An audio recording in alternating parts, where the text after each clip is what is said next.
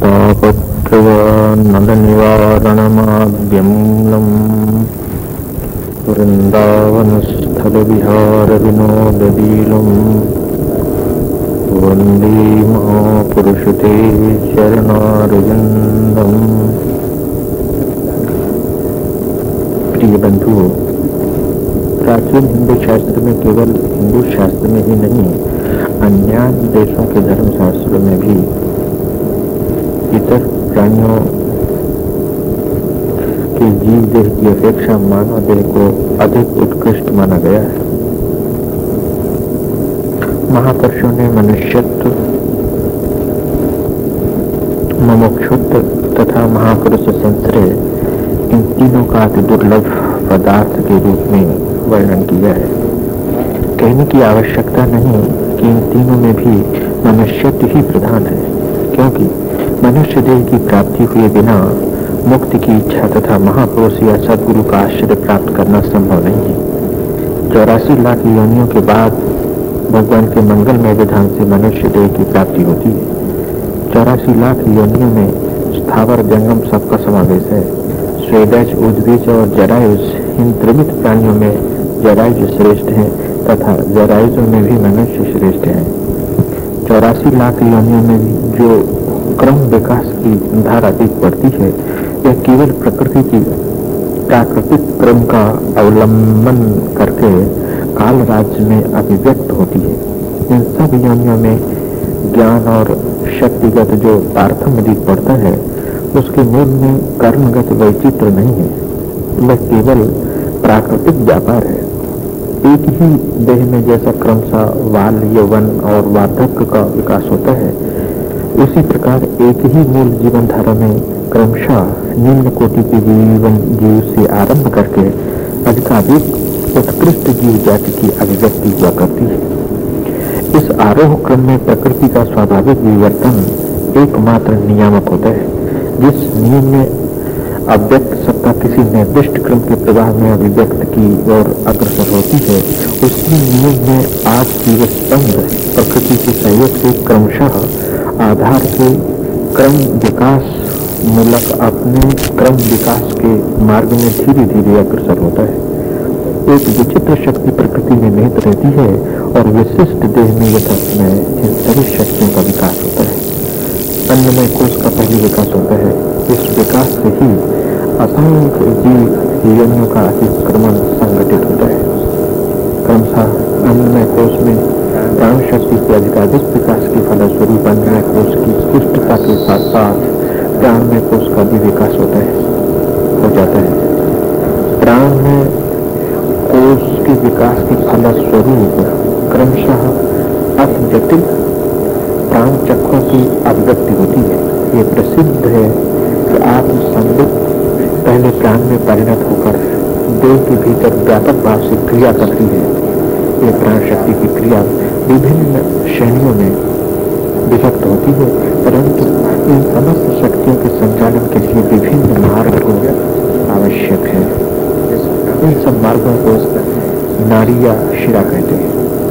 अभिव्यक्ति के नियम के अनुसार जैसे प्राण शक्ति के विभिन्न स्तर हैं, उसी प्रकार इन नाड़ियों के भी पृथक पृथक स्तर है। नाड़ी चक्र की यह जटिलता क्रमशः प्राण शक्ति के विकास के साथ साथ बढ़ती है। पश्चात ऐसा समय आता है जब प्राण में कोष मनोमय कोष में परिणत हो जाता है। इस परिणति के समय देह का आमूल परिवर्तन घटित होता है, क्योंकि उस समय केवल प्राण शक्ति के संचालन के मार्ग के अतिरिक्त मनोमय शक्ति के संचालन का मार्ग भी प्रकाशित होने लगता है। इसको मनोवाह नाड़ी कहते हैं। प्राणवाह नाड़ी जैसे अनेक प्रकार की होती है, उसी प्रकार मनोवाह नाड़ी तदपेक्षा और भी अधिक वैशिष्ट्य से युक्त होती है। मनोमय कोष की अभिव्यक्ति और मनुष्य देह की अभिव्यक्ति समकाल में संपादित होती है। अतः प्राणमय कोष का पूर्ण विकास और मनोमय कोष का पूर्वाभास लेकर ही 84 लाख योनियों की परिसमाप्ति होती है। मनोमय कोष का विकास और मनुष्य देह का उद्भव एक ही बात है। 84 लाख योनियों के अवसान की ओर पशु आदि में मानवोचित व्यक्तियों का कुछ पूर्वाभास देखने को मिलता है। ये सारी वृत्तियां मानसिक वृत्तियों के रूप में ही प्रतीत होती हैं, परंतु ये मन के आभास मार्ग है। प्रकृत मन उस समय भी अवगत नहीं होता। एकमात्र मनुष्य देह में ही यथार्थ मनोमय कोष की स्थिति और क्रिया सफल है। मनुष्य देह में विचार और विवेक शक्ति क्रमशः प्रस्फुटित होती है। शुभ और अशुभ, सद और असद, इन दोनों की विचार पूर्वक विवेचना करने की सामर्थ्य मनुष्य में ही संभव है। मानव देह में मन की अभिव्यक्ति के साथ साथ अहम मति या अभिमान का उद्भव और विकास घटित होता है। मनुष्य के सिवा अन्य पशु योनियों में ये अभिमान स्पष्ट रूप से नहीं होता। इस अभिमान से व्यक्तित्व के बोध का सूत्रपात होता है तथा मैं और तुम इन दोनों भावों के बीच भेद ज्ञान का आविर्भाव संभव होता है। यह अभिमान क्रियमान कर्म और उपभोग्यमान फल दोनों ही ओर समभाव से वृद्धि को प्राप्त होता है, अर्थात एक ओर जैसे कर्तृत्वाभिमान उत्पन्न होकर अपने को कर्ता रूप में परिचित करता है, दूसरी ओर उसी प्रकार भोक्तृत्वाभिमान के प्रभाव से अपने को सुख दुख के भोक्ता के रूप में परिचित कराता है।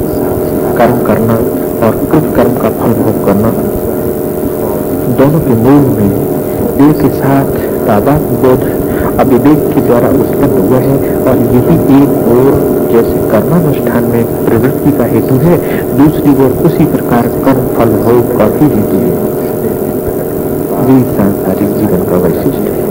इससे समझा जा सकता है कि जीव मनुष्य देह में प्रकट होने के बाद संसारी बनकर अपने संस्कार के अनुसार प्रकृति के राज्य में शुभाशुभ कर्म करता रहता है, और उसका फल भोग करने के लिए कर्मानुरूप देह ग्रहण करने को बाध्य होकर लोकांतर में अनुरूप देहों में जन्म ग्रहण करता रहता है। इसी प्रकार असंख्य जन्म बीत जाते हैं, और इस जन्म परंपरा के भीतर जीव को विभिन्न प्रकार के शरीर ग्रहण करने पड़ते हैं। शुभ कर्मों के फलस्वरूप ऊर्ध्वलोक में गति होती है और नाना प्रकार के देवताओं के शरीर प्राप्त होते हैं। अशुभ कर्म के फल से उसी प्रकार अधोलोक में गति होती है तथा पशु आदि निम्न योनियों में पतन हो जाता है। साधारणतः मिश्र कर्म के फल से ही जीव पुनः मनुष्य देह में लौट आता है। यहाँ एक बात याद रखने योग्य है कि मनुष्य निम्न स्तर के पशु पक्षी आदि कोई देह ग्रहण करने पर भी उस देह में दीर्घ काल तक नहीं रहता। आरोह क्रम से जो जीव पशु पक्षी के शरीर में जन्म लेते हैं, उनको मनुष्य देह में साधारण तथा निर्दिष्ट क्रम का भेद करके आना पड़ता है, परंतु अवरोह क्रम में ऐसा नहीं होता, क्योंकि अवरोह क्रम में जो जन्म होता है वह केवल कर्म फल भोग के लिए ही होता है। भोग पूरा हो जाने पर मनुष्य देह में जीव फिर लौट आता है। आरोह क्रम से कर्म फल भोग के साथ कोई संबंध नहीं होता, यह पहले ही कहा जा चुका है। जो कर्मवादी नहीं है उनके लिए पशु पक्षी आदि की देह से पुनः मनुष्य देह में आना जागतिक औचित्य शक्ति के ऊपर निर्भर करता है, और वह कब संगठित होता है ये कहना बहुत ही कठिन है। इस विषय में अधिक विस्तार इस प्रसंग में अनावश्यक है। जिस अभाव को लेकर जीव मनुष्य देह में जन्म लेते हैं, वे भोग के साथ साथ भोगकांक्षा की वृद्धि की फलस्वरूप क्रमशः बढ़ता जाता है। अनेक जन्म बीत जाने पर एक ऐसा समय आता है जब भोगकांक्षा क्रमशः शिथिल हो जाती है, क्योंकि जब यह देखा जाता है कि अनंत प्रकार की भोग वस्तुओं का अनंत प्रकार से भोग करके भी भोगकांक्षा शांत नहीं होती, तब मन में ग्लानि उत्पन्न होती है और अस्फुट रूप में निर्वेद और वैराग्य का भाव जागृत होता रहता है। तब प्रवृत्ति की ओर गति का वेग घटने लगता है तथा चित्त निवृत्ति भाव का आश्रय लेकर क्रमशः अंतर्मुख होने की इच्छा करता है। इसकी यह अवस्था कब होगी यह बतलाना कठिन है, किंतु जब भी यह होगी तभी से उसके अभिनव जीवन का सूत्रपात होगा, यह जानना चाहिए। उस समय जीव का यह आभास होता है, उस समय जीव को यह आभास होता है कि एक महाशक्ति इस विश्व के भीतर और बाहर कार्य कर रही है वह प्रकृति है, उसके गुणों के द्वारा जगत के सारे कार्य हो रहे हैं। जीव इस प्रकृति के जाल में फंस कर अविवेक बस समझता है कि कार्य करता वही है। जीव का यह कर्तृत्वाभिमान मिथ्या ज्ञान का कार्य है। अज्ञ जीव अपने सामर्थ्य से कोई कर्म नहीं कर सकता, परंतु प्रकृति के किए हुए कर्म को बस अपना कर्म समझने लगता है। इसी के फलस्वरूप उसको संसारी बनकर नाना प्रकार के सुख दुख भोगने पड़ते हैं। आभास रूप में ये ज्ञान वैराग्य के साथ साथ किसी के भीतर जाग उठता है, तब जीव ये समझ पाता है कि आनंद की खोज में वह इस विराट विश्व में जन्म जन्मांतर से भटकता आ रहा है। वह आनंद उसको बाहर किसी देह में या लोकांतर में उपलब्ध नहीं है, अतः बारंबार वह घूम घूम कर परिक्लांत होने की इच्छा नहीं होती।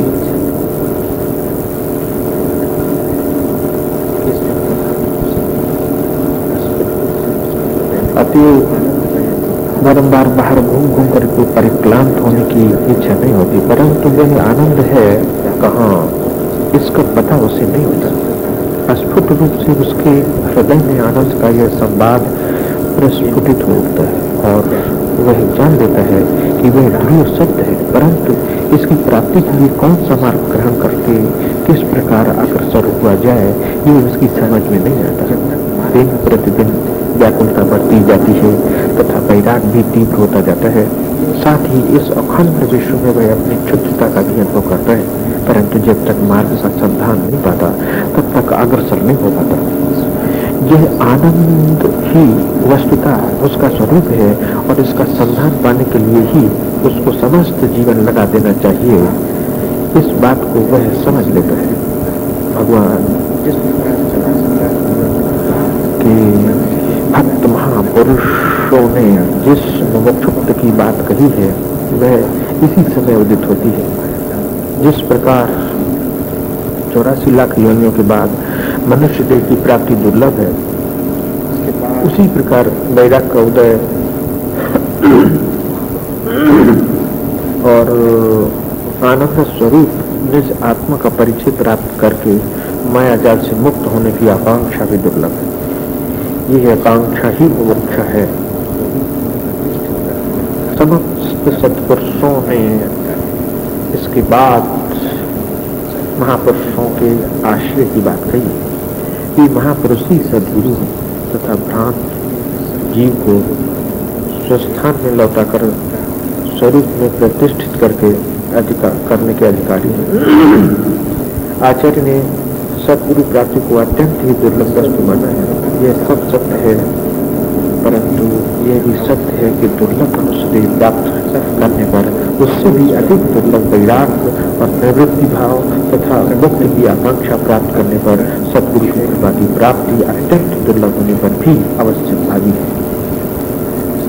सद्गुरु को खोज करके निकालना नहीं पड़ता, परंतु कभी कभी अपने कर्म क्षय के लिए अन्वेषण आवश्यक होता है। समय पूरा होने पर सद्गुरु स्वयं ही मुमुक्षु जीव को दर्शन देते हैं। सद्गुरु के बिना मार्ग का संधान कोई नहीं पाता। मार्ग पर चलाकर ले चलने की शक्ति भी किसी में नहीं होती तथा महालक्ष्य का साक्षात परिचय भी दूसरों को नहीं होता है, परंतु अल्पज्ञ जीव माया से मोहित होकर दिग्भ्रांत रूप में भटक भटक कर सद्गुरु का संतान नहीं पा सकता। सद्गुरु वस्तुतः श्री भगवान है। उनकी अनुग्रह शक्ति ही गुरु पदवाच्य है। वे उपेय हैं, अर्थात उपाय के सहयोग से प्राप्त होते हैं और उपाय भी वे ही स्वयं हैं। वे अपना मार्ग स्वयं न दिखाएं तो कौन उनको खोज निकाल सकता है। वे ही पथ है तथा वे ही पथ के गंतव्य स्थान है। यह पथ छोटा है या बड़ा, इसको भी एक मार्ग वे ही जानते हैं। उनका अनुग्रह होने पर बहुत लंबा पथ भी छोटा हो सकता है। उनका अनुग्रह शिथिल होने पर लघु पथ भी दीर्घ रूप में परिवर्तित हो जाता है और महान अनुग्रह के समय क्षण भर में ही पथ आदर्श भी हो जाता है। एकमात्र स्वयं प्रकाश वे ही अखंड भाव से विराजमान हो जाते हैं। याद रखने की बात है कि साधारणतया एक उपयुक्त आधार का अवलंबन करके गुरु रूप श्री भगवान जी के सामने अपनी अनुग्रह शक्ति को प्रकाशित करते हैं। इस शक्ति प्रकाश की धारा अखंड है। की योग्यता विभिन्न प्रकार की होती है। अतएव विभिन्न जीवों के सामने विभिन्न भाव से इस शक्ति का प्रकाश होता है। गुरु का प्रधान कार्य है आश्रित शिष्य की दृष्टि का पर्दा खोल देना तथा उसको सत्य के अनावृत स्वरूप का दर्शन कराना। जीव का आत्मरूप को आत्मस्वरूप क्या है यह जानना आवश्यक है, क्योंकि यही सत्य का यथार्थ स्वरूप है। इस स्वरूप को दिखा देना तथा जो पथ इस स्वरूप की उपलब्धि की ओर अग्रसर होता है उसको दिखा देना गुरु का कार्य है। परंतु इस पथ पर चलना तथा क्रिया कौशल भावना अथवा संवेग के द्वारा उस पथ को पूरा करना शिष्य का काम है। गुरु की कृपा और शिष्य का आत्म पौरुष सम्मिलित होकर असंभव को संभव कर सकते हैं। शिष्य क्षण मात्र के लिए भी अपने स्वरूप को देखकर समझ सकता है कि वह आज तक अपने को जो समझता रहा है वह नहीं है, अर्थात देह प्राण इंद्रिय मन बुद्धि आदि कुछ भी नहीं। चिरकाल तक भोग मार्ग में चलते चलते इन्हीं को वह अपनी सत्ता के रूप में समझने लगा था। गुरु की कृपा से वह जब समझ जाता है कि वस्तुतः वह इनमें से कोई भी नहीं है, वह इन सब अनात्म सत्ताओं से पृथक वस्तु है और चेतन स्वरूप है, अब वह विज्ञान में देह में प्रतिष्ठित हो गया है। विवेक उत्पन्न होने तथा देह के प्रथम आविर्भाव के बाद सुदीर्घ काल तक क्रम विकास के पथ से विभिन्न स्तरों में होते हुए इसे अग्रसर होना पड़ता है। जीव देह क्रमशः अभिव्यक्त होकर मनुष्य देह में जब तक परिणत नहीं होती तब तक ये प्रश्न उठता ही नहीं कि ये कौन है और उसका स्वरूप क्या है। मनुष्य देह प्राप्त होने पर भी देहादि के अभिमान से युक्त होने के कारण अपने यथार्थ स्वरूप के विषय में कोई प्रश्न ही उसके चित्त में नहीं उठता। सुदीर्घ काल तक कर्म फल भोग करने के बाद अंत में अवसादग्रस्त होकर जब वह जीवन की निष्फलता का अनुभव करता है तब वस्तुतः मैं क्या हूँ इस प्रश्न का उदय होता है। उसके बाद जब तक यह प्रश्न जड़ नहीं जमा लेता तब तक इसका समाधान प्राप्त नहीं होता। पश्चात गुरु कृपा से संशय भ्रम आदि दूर होकर मैं भगवदांशुभूत हूँ इस रूप में, अर्थात मैं ही वह परम पदार्थ हूँ इस रूप में प्रत्यक्ष उस प्रश्न का उत्तर प्राप्त हो जाता है। मनुष्य देह वस्तुतः समस्त विश्व का प्रतीक है। नीचे ऊपर और बीच में जहाँ जो कुछ है सबका सार ग्रहण करके ये शरीर रचा गया है। इसीलिए कहा जाता है कि जो कुछ ब्रह्मांड में है वही पिंड में है और जो पिंड में है वही ब्रह्मांड में है। श्री कृष्ण ने अर्जुन को अपना विश्व रूप दिखलाया था, परंतु वस्तुतः सब कुछ ही विश्व रूप है। केवल अपना स्वरूप विस्तृत हो जाने के कारण मनुष्य अपने को विस्मृत हो जाने के कारण मनुष्य अपने को विश्व रूप में पहचान नहीं सकता। मनुष्य केवल विश्व रूप ही हो ऐसी बात नहीं, वह तो विश्व से भी अतीत है। मनुष्य विश्व भी है और विश्वातीत विशुद्ध प्रकाश स्वरूप भी है, एक ही साथ दोनों है। इस कारण पूर्णत्व की अभिव्यक्ति मनुष्य में ही संभव है। पशु पक्षी के देह में जैसे पूर्णत्व का अभिज्ञान नहीं होता वैसे ही देह में भी नहीं होता, क्योंकि दोनों प्रकार की देह भोग देह के अंतर्गत है। कुंडलनी शक्ति निवृत्त रहने पर भी एकमात्र मनुष्य देह में ही जागृत होती है। यहाँ तक कि मनुष्य देह में ही उसका पूर्ण जागरण संभव है। देवताओं में जो पूर्ण कर्म के फल से भोग और ऐश्वर्य में प्रतिष्ठित हैं वे अपूर्ण हैं। यहाँ तक कि जो देवता कर्म के संबंध के बिना भी आजान देवता के रूप में सृष्टि के आदि से प्रतिष्ठित हैं, वे भी विशेष अधिकारों से संपन्न होने के कारण पूर्णत्व से वंचित हैं। अखंड ज्ञान अखंड ऐश्वर्य अखंड भाव से सब एकमात्र मनुष्य देह में ही अवस्था विशेष में ही व्यक्त हो सकते हैं। मनुष्य के सिवा अन्य किसी योनि में पूर्णत्व के मार्ग पर आरूढ़ होना संभव नहीं है। इसी से शास्त्र कहते हैं कि देवगण भी मनुष्य शरीर की स्तुति किया करते हैं। पूर्ण ज्ञान को समझने के लिए अज्ञान के स्वरूप को समझना आवश्यक है। जिस वस्तु का जो स्वरूप है उसके उस स्वरूप को ठीक ठीक जानने का नाम ही यथार्थ ज्ञान है। आत्मा यदि अपने को आत्मा के रूप में पहचान के सके, अर्थात यदि उसकी निज स्वरूप में अहम प्रतीति उत्पन्न हो जाए, तो उसी को यथार्थ आत्मज्ञान समझना चाहिए। अतएव आत्मा में अनात्म बोध होना अथवा अनात्मा में आत्मबोध अर्थात अनात्मा को आत्मा समझना, दोनों ही अज्ञान पदवाच्य हैं। पूर्ण अहम भाव केवल परमात्मा या परमेश्वर में ही संभव है। जब तक आत्मा माया से आच्छन्न है, तब तक वह अनात्मा को आत्मा के रूप में ग्रहण करने के लिए बाध्य होता है। सर्वप्रथम वह इस स्थूल देह को ही अपना स्वरूप समझता है और इसी में उसका मैंपना निहित रहता है। इसके बाद स्थूल देह से मैंपन का बोध दूर हो जाने पर भी प्राण और बुद्धि में अर्थात सूक्ष्म सत्ता में मैंपन का बोध रह जाता है। इसको दूर करने में बहुत समय लगता है। इसके बाद प्राण और बुद्धि के शून्य में उसका मैंपन का बोध निमग्न हो जाता है। इसी प्रकार क्रमशः जागृत, स्वप्न और सुसुप्ति में होते हुए जीव निरंतर घूमता फिरता रहता है। इसके फलस्वरूप उसका शून्य भेद अथवा सुसुप्ति भेद घटित नहीं होता और वह माया के बाहर अपने स्वरूप को उपलब्ध नहीं कर पाता। यही सांसारिक अवस्था का संक्षिप्त विवरण है। परंतु जब विवेक ज्ञान का उदय होता है, तब आत्मा समझ पाता है कि वह माया से भिन्न और माया से कार्यभूत, माया के कार्यभूत त्रिविध देह से भी भिन्न है। माइक सत्ता जड़ है, परंतु वह शुद्ध चेतन है। इस अवस्था में स्थित होने पर जीव रूप आत्मा कर्म और माया दोनों से मुक्त हो जाता है और कैवल्य दशा को प्राप्त होता है। साधारण दृष्टि से ये भी मुक्त अवस्था है, इसमें संदेह नहीं, परंतु यह पूर्ण मुक्ति नहीं है, क्योंकि अनात्मा में आत्मबोध रूप अज्ञान निवृत्त हो जाने पर भी शुद्ध अज्ञान अब भी रह ही जाता है। कैवल्य को प्राप्त आत्मा कर्म संस्कार के अभावश संसार चक्र में तो नहीं पड़ता, परंतु पूर्ण भागवत जीवन का अधिकारी नहीं होता। उस समय ज्ञान का विकास होने पर भी वह यथार्थ दिव्य ज्ञान नहीं होता, क्योंकि उस समय क्रिया शक्ति का विकास नहीं होता।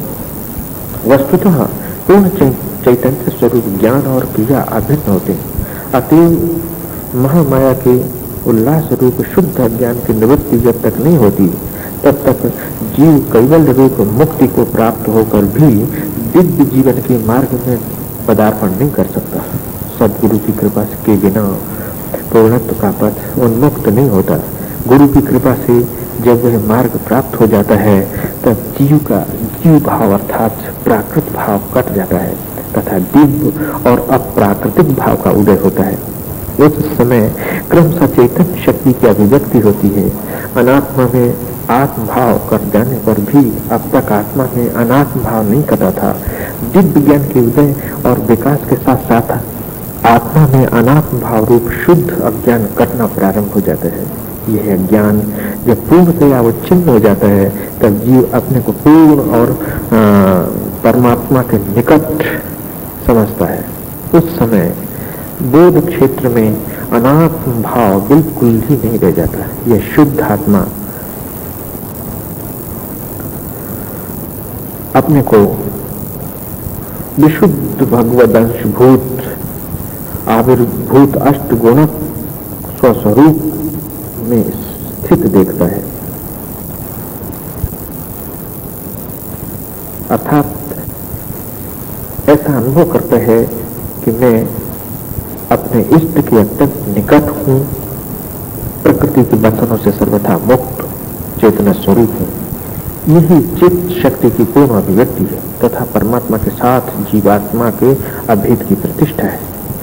इस अवस्था के आनंद को मानवीय भाषा में व्यक्त नहीं किया जा सकता। यह स्थिति प्राप्त करने के बाद केवल निरंतर आत्मा स्वरूप का ही अविच्छिन्न अनुभव जागृत रहता है। उस समय विश्व अथवा जगत की स्मृति या अनुभव उसको नहीं होता। यही पूर्ण ब्राह्मी स्थिति है, परंतु इसके परे भी एक अवस्था है। यह अवस्था निश्चय ही सबके लिए नहीं है। किसी विशिष्ट पुरुष को उस अवस्था की प्राप्ति होती है, सबको नहीं।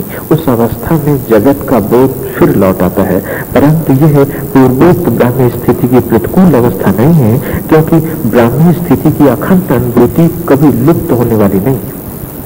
ब्राह्मी स्थिति की अवस्था और उसके बाद आने वाली अवस्था के बीच एक सामान्य भेद है। ब्राह्मी स्थिति की पूर्व की अवस्था में जैसे केवल जीव भाव रहता है, उस समय ब्रह्म भाव का स्फुरण नहीं होता, उसी प्रकार ब्राह्मी स्थिति में ब्रह्म भावना जब होती है तब जीव भाव का भी स्फुरण नहीं होता, परंतु तृतीय अवस्था में परनिष्ठित ब्रह्म भाव के भीतर ही जीव और जगत की अनुभूति यथावत लौट आती है। इसके फलस्वरूप पूर्वोक्त ब्राह्मी स्थिति के भीतर ही एक अभूतपूर्व उल्लास लक्षित होता है, जिसके फलस्वरूप पूर्ण आनंद महती करुणा के रूप में प्रकट होता है। जीव अवस्था में समस्त विश्व दुखमय होता है, यथार्थ आनंद का आभास वहाँ जागृत नहीं होता। जो आनंद छाया के रूप में वहाँ उपलब्ध होता है वह दुख का ही एक भेद मात्र होता है, परंतु ब्रह्मावस्था में समस्त दुखों की निवृत्ति और परमानंद की प्राप्ति एक साथ ही होती है। इस अवस्था में दुख की अनुभूति भी नहीं रहती, जीव की अनुभूति भी नहीं रहती एवं जगत की अनुभूति भी नहीं रहती। सर्वत्र अपना ही स्वरूप दिखता है तथा अविच्छिन्न स्वरूप में आनंद के सिवा और कुछ लक्षित नहीं होता। यही वस्तुतः स्वरूप स्थिति का विवरण है, परंतु यह श्री भगवान के साथ जीवात्मा का साम्य है। ये भी परिपूर्ण अवस्था नहीं है। जो अखंड सत्ता योगी का परम लक्ष्य है वह सम्यक प्रकार से अब भी अधिगत नहीं होती, क्योंकि एक मुक्ति और सर्व मुक्ति के अभिन्न रूप में प्रकाशित होने का अभी अवसर ही नहीं आया। तृतीय अवस्था में द्वितीय अवस्था की पूर्णता के भीतर ही प्रथम अवस्था की वेदना प्रतिभाषित हो उठती है। उस समय जीव और जगत तथा अनंत दुख अखंड पूर्ण आनंद के भीतर फूट पड़ता है। जो समाधि के आवरण में दबा हुआ था वह अवसर पाकर अपने को प्रकट करता है। इसके फलस्वरूप दुख के सानिध्य के कारण पूर्व वर्णित आनंद करुणा का रूप धारण करता है, जिसमें इस करुणा शक्ति का जितना ही अधिक उद्रेक होता है वह उतना ही अधिक परिपूर्ण स्थिति प्राप्त करने की योग्यता संपन्न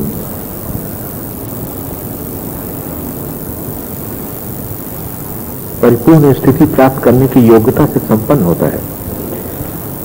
ये तृतीय अवस्था ही सद्गुरु की अवस्था है। वे नित्य मुक्त पूर्ण ब्रह्म स्वरूप होकर भी एक प्रकार से प्रत्येक जीव के दुख के स्पर्श से करुणार्ध हृदय होते हैं। दुर्गा सप्तशती में श्री जगदम्बा को सर्वोपकार करणाय सदार्ध चित्ता कहा गया है। संतान वात्सल मूलक जो आनंदमयी माँ की आर्द्र चित्तता है वही महती करुणा का निदर्शन है। स्वयं आनंद में प्रतिष्ठित होकर भी जब तक दूसरे को उसी प्रकार के आनंद में प्रतिष्ठित नहीं किया जाता तब तक ये कहना नहीं बनता कि जीवन का यथार्थ महत्व संपन्न हो गया। परंतु ये बात सबके लिए नहीं है, किसी किसी भाग्यवान के लिए है। इसी कारण एक और अनवच्छिन्न परमानंद होते हुए भी दूसरी ओर अशेष करुणा का स्थान रहता है। कहना नहीं होगा कि परमानंद की भित्ति भी यह परम रस का उल्लास है। यह रस अनंत प्रकार का हो सकता है अथवा शास्त्र निर्दिष्ट 9 प्रकार का भी हो सकता है, परंतु यहाँ जिस दृष्टिकोण से विचार किया जा रहा है उसके अनुसार इसको करुण रस के नाम से पुकारना ही ठीक है। इसी कारण महाकवि प्रभूति ने कहा है एको रसः करुण एव। यह जिस स्थिति की बात कही गई है वही सद्गुरु की स्थिति है। दूसरे के दुख से दुखित हुए बिना करुणा का उदय नहीं होता और करुणा के बिना दूसरे का दुख भी दूर नहीं किया जाता। जब तक दूसरा है तब तक उसका दुख भी है तथा उसको निवृत्त करने का प्रयोजन भी है और उसकी निवृत्ति आवश्यक है, अतः गुरु भाव का योग भी स्वाभाविक है। किंतु पूर्वोक्त स्थिति अवस्था में पूर्वोक्त द्वितीय अवस्था में यह अन्न बोध तथा अन्न का दुख बोध नहीं रहता, अतः उसका अस्तित्व भी उस समय कल्पित होने की संभावना नहीं होती। परंतु समाधि समावेश दशा के कट जाने पर अपनी पूर्णतानुभूति के भीतर ही यह अन्न या प्रबोध विकसित हृदय में जाग उठता है। उसमें करुणा का उद्रेक होता है यही जीवन मुक्त सदगुरु की दशा है। जो जिस परिणाम में श्री भगवान के अनुग्रह वितरण रूप इस महायज्ञ में भाग ले सकते हैं, उनको उतना ही सौभाग्यवान समझना चाहिए। जिनकी करुणा का प्रसार क्षेत्र जितना अधिक होता है, श्री भगवान के साथ उनका तादात्म्य भी उतना ही गंभीर होता है। एक प्रकार से मुक्त पुरुष श्री भगवान के साथ अभेद में प्रतिष्ठित होने पर भी दूसरी ओर देहावस्था में किंचित भेद विशिष्ट होने के कारण करुणा के अधिकार के संबंध में भी तारतम्य विशिष्ट होते हैं। अपने स्वगत भाव को जो परम स्वरूप में विसर्जित कर सकता है, उसका कर्म क्षेत्र असीम हो जाता है। नहीं तो जिसका क्षेत्र जिस परिमाण में होता है, उसे उसी परिमाण में अनुग्रह शक्ति अथवा नैतिक करुणा का विस्तार करके अवसर ग्रहण करना पड़ता है। मनुष्य शरीर का गुरुत्व इतना अधिक है कि वह विश्व गुरु के साथ अभिन्न होकर जब तक इच्छा हो तब तक सिद्ध स्वरूप विश्व गुरु के प्रतिनिधि अथवा परिवार के रूप में जगत के सेवा कार्य का जीवन के उद्धार कार्य में अपने को नियुक्त रख सकता है। कहना नहीं होगा कि यह सब माया की नित्य लीला के अंतर्गत है। अतएव मनुष्य देह का गौरव केवल ब्रह्म को प्रत्यक्ष जानने में नहीं है, केवल ब्रह्मानंद का स्वयं भोग करने में नहीं है, अभी तो निर्विशेष रूप ब्रह्मानंद को सब में वितरण करने का अधिकार प्राप्त करने में है। कहने की आवश्यकता नहीं कि देवताओं को भी यह अधिकार नहीं है, यहाँ तक कि साधारण मुक्त पुरुषों को भी नहीं है। इस अधिकार की प्राप्ति जब तक पूर्ण नहीं होती, अवश्य ही अपनी ओर से तब तक आत्मा परमात्मा के साथ अभिन्न होकर भी कुछ भेद युक्त रहता है। ये अवस्था दीर्घ काल तक रह सकती है और क्षण मात्र में ही विलीन हो जा सकती है। सब कुछ स्वेच्छाधीन है, उससे स्वरूप की हीनता या क्षुद्रता नहीं होती। अतएव महापुरुष का संश्रय भी मानव देह की महिमा का सम्यक परिचय नहीं है। महापुरुष पद में स्वयं प्रतिष्ठित होना भी मानव देह में ही संभव है। अलमति विस्तरेणो